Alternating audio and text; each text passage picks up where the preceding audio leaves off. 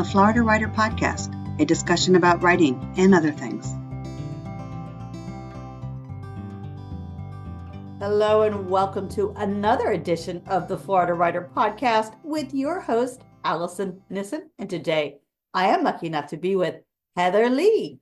Heather, could you give us a 60-second elevator pitch about who you are and what you write? Did you hear those little pitter-patter behind me by any chance? I did.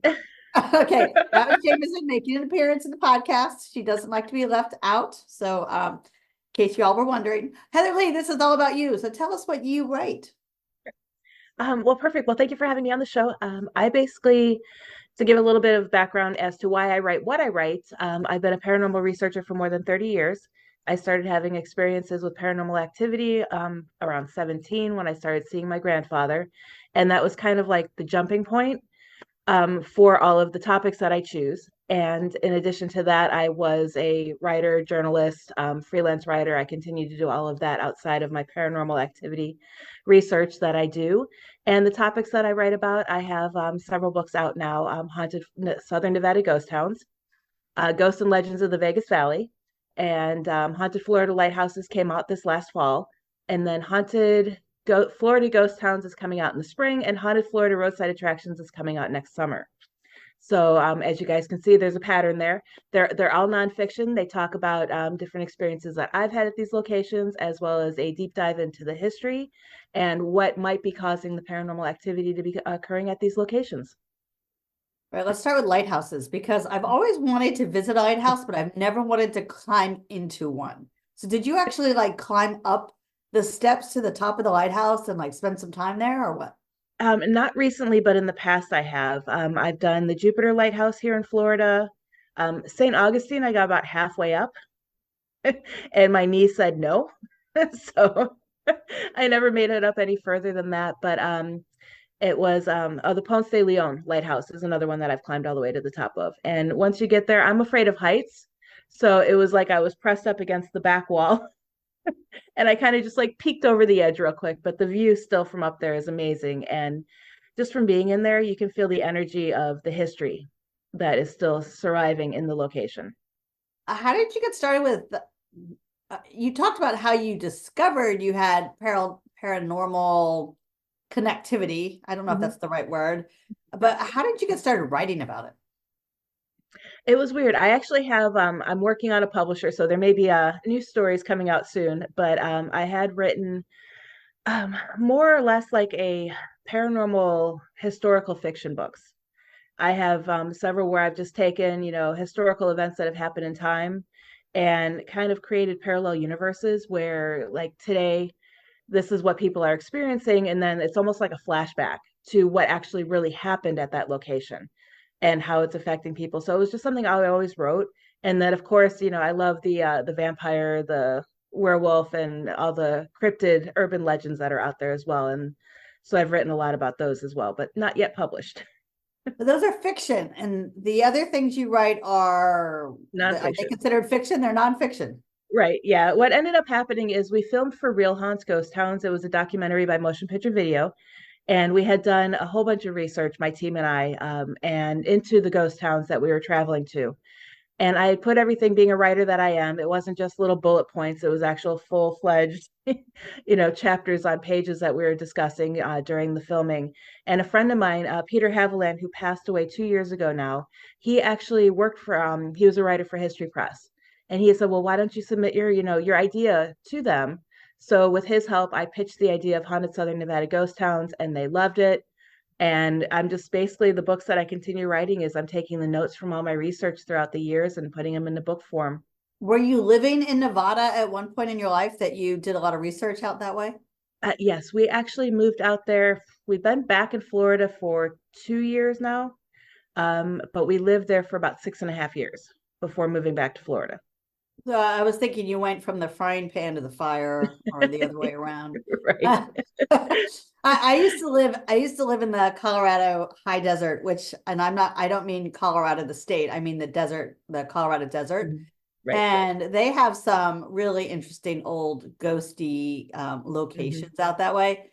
And it's quite an experience if you've never visited a high desert out in the West, the US West, because it is very stark, and it's only the people that live there are very hardy. Mhm. And so along with hardiness comes a lot of stories. And Yes. so that I imagine that you were able to really get some juicy, hard life stories from people. Yes. Yeah, they're willing to share. We investigated Goldfield several times. And one guy, I call him the town's historian, even though that's not his official title. But you go sit and talk to him. He owns one of the mines there. He offers tours. He actually has several properties in Goldfield that he's trying to preserve. And you just bring up a topic and he could talk for hours and just sitting and listening to him. I still call him to this day to ask him questions. All right, tell me, how does paranormal, how does it work? Like, I'm true, this is a true curiosity. I am not just speaking because I I'm a believer in all things interesting. And so when you can't explain something, but you know it happens, it's happened, but you can't Right. explain it. So we we put meaning to it. Mhm. And is that what's going on, or how does it work with with the paranormal? There's so many different aspects of it. I strive to actually find more scientific evidence behind, it's all about the data. If you can't, personal experiences, great. They happen to a lot of people. A lot of people don't even know they're happening because they're so closed off to the idea of paranormal activity. But it's the true science behind it that is going to eventually prove to the world that it actually does happen. And because it's so hard to prove that ghosts are there, it's an uphill battle. Tell me about the scientific research, or how does somebody scientifically research paranormal? It's all about getting the data. We did a show last night for my other show that I host, and it was we talked about the different science behind it. And one of the topics that we discussed is you actually have to do more than just document the paranormal experiences that you have. It's more than communicating with ghosts. It's when you have paranormal activity happening, you need to measure in the room electromagnetic fields, what was happening in the room, and just kind of get all that. There's a whole bunch of different scientific tools that are not the tools that paranormal investigators use, but actual scientific tools that they use at universities that can measure data happening in the room at the time paranormal activity is happening. And that's what everybody needs to start documenting, not just are you here? Who are you? Where'd you die? And in the hopes of getting an EVP or, a voice, ghost voice on a recording. Well, that is really, really interesting. So how do you begin your research? It's For me, it's funny. I get my ideas in dreams, whether it's an idea that just I've been thinking about and the dream puts it together for me, or some people have even said it's the spirits giving me ideas to help communicate with them better. So that's how I do it. But in the scientific field, it's just a matter of coming up with, a theory or a hypothesis, like, does the full moon affect paranormal activity? And then at that point in time, you calculate, this happened on this day, it was a full moon. This didn't happen on this day, and oh, it was a new moon type of thing. So it's just all about starting from scratch, coming up with an idea and, just testing it. You mentioned that you have participated in documentaries about this. And I know that there's a lot of writers that would love to learn more about how they could get involved with documentaries or even film, but video of some sort. How did that happen? How were you able to continue with that? As a writer, what advice do you have? For me, I always tell people, first of all, instead of looking for fame or looking to be on TV or looking to do something like that, just do you. Be humble, be genuine. I wrote blogs, I did my videos, I do podcasts, and the motion picture video found us. They came to us and said, "Hey, we'd like to feature you in our upcoming documentary," and we've developed a long-lasting relationship with them. Excuse me. And then if you want to do it and actually push for it, I always suggest find a reputable documentary company and just send them a letter. just say, hey, I'm interested in writing, I have these ideas, and just kind of, test the waters to see if they're looking for writers or if they're looking for new ideas. If you were going to pitch something, do you pitch it just like a query letter? You can. I know we're in the process of pitching something to a bigger production company that does more of a TV type series, not just a one-off documentary. And in the research I've done and the people I've talked to is it's called a one sheet. So it's like a query, but you can Google it with all the different aspects to it, but it includes the title, and then you want to include things like why people would want to watch it, why people would want to read it, what's your target audience. So basically like a query letter for a book to a publisher, but it's, you kind of got to tweak it to making it more like, so that way you can describe what the script would be like. So many authors draw from personal experiences or observations in their work. Are there any real life events or people that have influenced your writing? Yes, that would be my grandfather. When I was 17, he started appearing in our home. Had no idea why he was there. Back then in the 80s, the theory was that in order for someone to haunt someplace, they had to have died there, which we now know is not the truth or not the case in a lot of cases. So I started researching. I'd go to the library, card catalog, come home with stacks of books, and just start reading. And from there, he kind of influenced me to continue moving forward. And whenever I'm struggling, he'll appear again. And I am nowhere near anywhere I used to live. I'm actually several states away. So it's kind of interesting how he makes his appearance to let me know that he's still there and supporting what I do.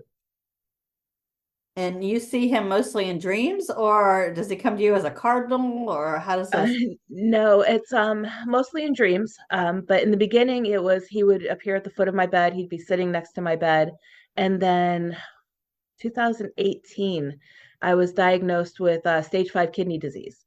And I thought it was the end of my life. I thought everything was over. And he actually came to me in a dream one night and said, it's not your time. Don't worry, everything will be okay.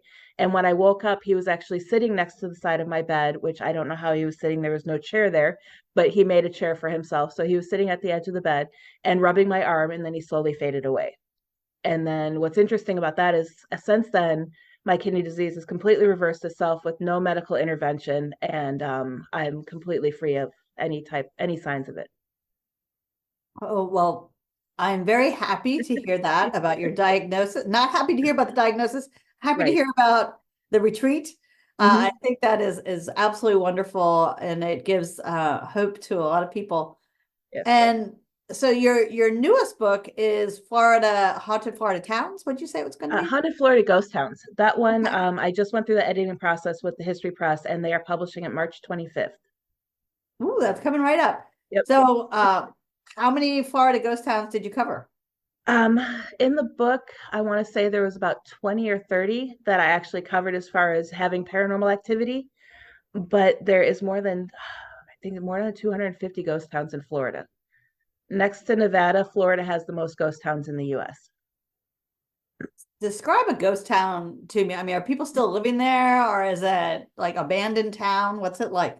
Yeah, I classify it as three stages of ghost towns. You have completely abandoned, which means nobody lives there. It's run down. Mother Nature has pretty much taken over.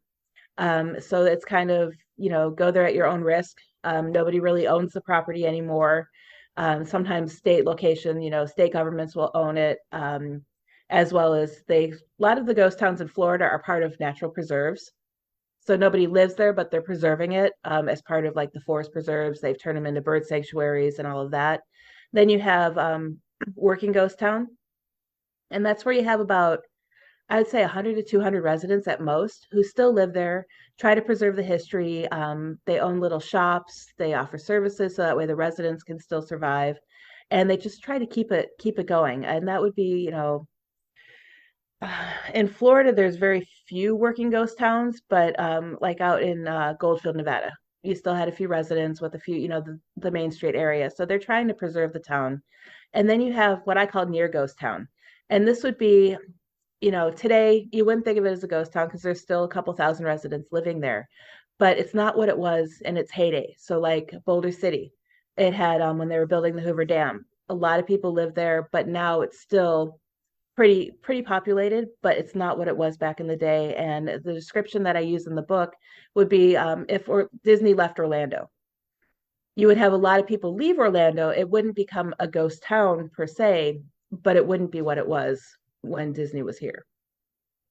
Heather Leigh, this is such a fascinating conversation. How can people learn more about you, your work, your books, your documentaries, potential TV series? I do have a website. It's heatherleighphd.com, or you can follow me on Facebook.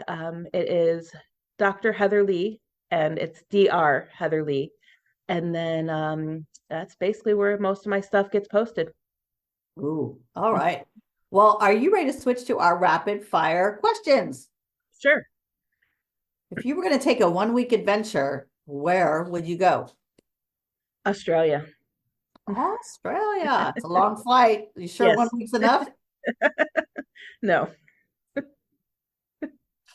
Would you rather fly on a magic carpet or in an invisible airplane? Ooh, magic carpet, because I need to have something underneath me that I could see. And do you have any pets? We do. We have a mini Australian Shepherd who's not so mini. She's about 50 pounds. And then we have a cat. All right. Do they play together? No. No. I used to live with a family in London when I was studying over there, and they had a cat, a rabbit, and a guinea pig. And they had a big courtyard in the back that had a big brick wall. And the cat would chase the rabbit, which would chase the guinea pig. And then they'd turn around and the guinea pig would chase the cat, and the cat would chase the rabbit. And then the rabbit would chase the cat, and the cat would chase the guinea pig. And I could watch them for hours. And they would just play all day long. It was the funniest thing to me. I don't know why I thought it was so funny, but I always thought cats is predatory. And anyway, they all had a good old time. So no, our dog tries to play, but the cat doesn't want anything to do with her. Cats can be very particular. Yep. Heather Leigh, PhD, thank you so much for stopping by. Thank you for having me. You have been listening to another edition of the Florida Writer Podcast with your host, Alison Nissen. Alison out. Woo! We're all done. Perfect. Thank you. After multiple interactions with her grandfather, who passed away many years prior, Heather Leigh started her journey in the paranormal field as a teenager. She has researched and traveled to locations throughout the years following to learn more about the history and paranormal claims.